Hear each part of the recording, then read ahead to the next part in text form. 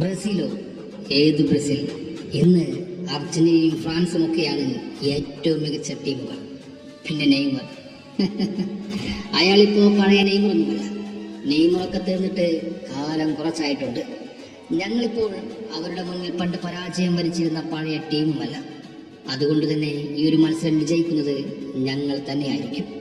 അങ്ങനെ ഒരു സാരം കൂടി ഉണ്ടായിരുന്നു ജപ്പാൻ താരമായ കെന്റോ ഷിയോഗിയുടെ വാക്കുകൾ.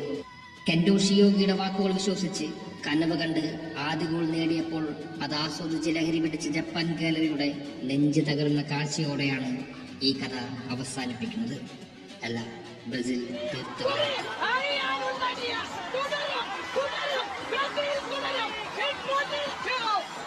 നിങ്ങൾ ഈ ആരെയാണ് വെല്ലുവിളിക്കുന്നത്? നിങ്ങൾ ഈ ആരെയാണ് ഈ പേടിപ്പിക്കുന്നത്? 4 വർഷം കൂടുമ്പോൾ യൂറോപ്പിനെ ഭയപ്പെടുത്താനെത്തുന്ന ഭൂതങ്ങളെന്നൊക്കെ പറഞ്ഞ് വായാട്ടം നടത്തുന്നത് ആരോടായിരുന്നു? ഈ ദിവസം ബ്രസീലിലെ സാമുറായികൾ തീർക്കുമെന്നായിരുന്നു പലരും പറഞ്ഞുകൂട്ടിയത്. ഈ നെഞ്ചിൽ കിടക്കുന്ന 5 എണ്ണം അങ്ങനെ പണിയാൻ വന്നവരെ തീർത്ത് ഒത്തിവെച്ചതാണ് എന്ന് അവർ ഓർത്തു കാണില്ല. അതെ, ഇത് ബ്രസീലാണ്. അയാൾ ആ ചുയിങ്കം ചവച്ച് അമർഷത്തോടെ നോക്കി നിൽക്കുന്നുണ്ട്. അതെ, ഇത് കാർലോയുടെയും കൂടി ബ്രസീലാണ്. Don കാർലോയുടെ Brazil.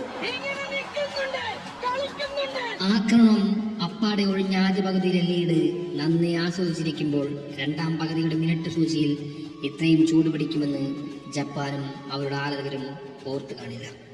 ആ ചൂടിൽ സാമ്രായിയുടെ സന്തോഷം അപ്പാടെ നിലയ്ക്കുമെന്നും ആരും കരുതി കാണില്ല.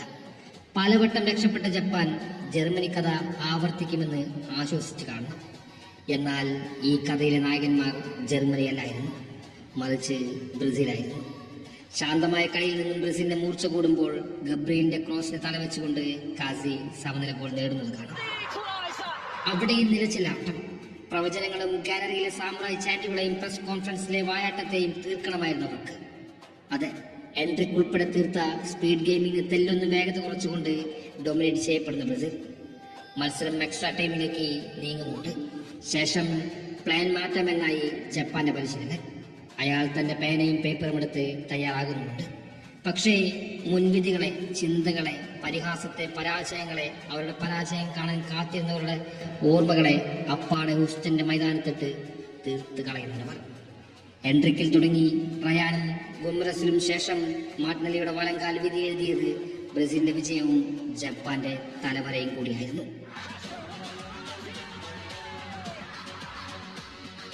ജപ്പാൻ ഒരു മികച്ച ടീമാണ്. അവർ മികച്ച ടീമായി കഴിഞ്ഞിട്ട് വർഷങ്ങളേറെയായി. എല്ലാം സ്പോർട്സ്മാൻ സ്പിരിറ്റിലേക്ക് ഞങ്ങൾ എടുക്കും.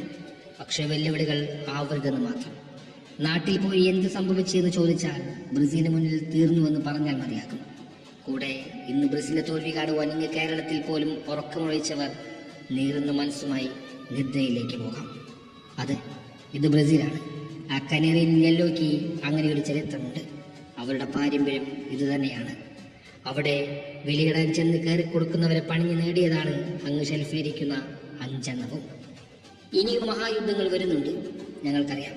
പക്ഷേ ആഞ്ചലോട്ടിയും പിള്ളേരും സെറ്റാണ്. ഒരുങ്ങിയിരിക്കണം ബ്രസീലുമായുള്ള യുദ്ധങ്ങൾക്ക്.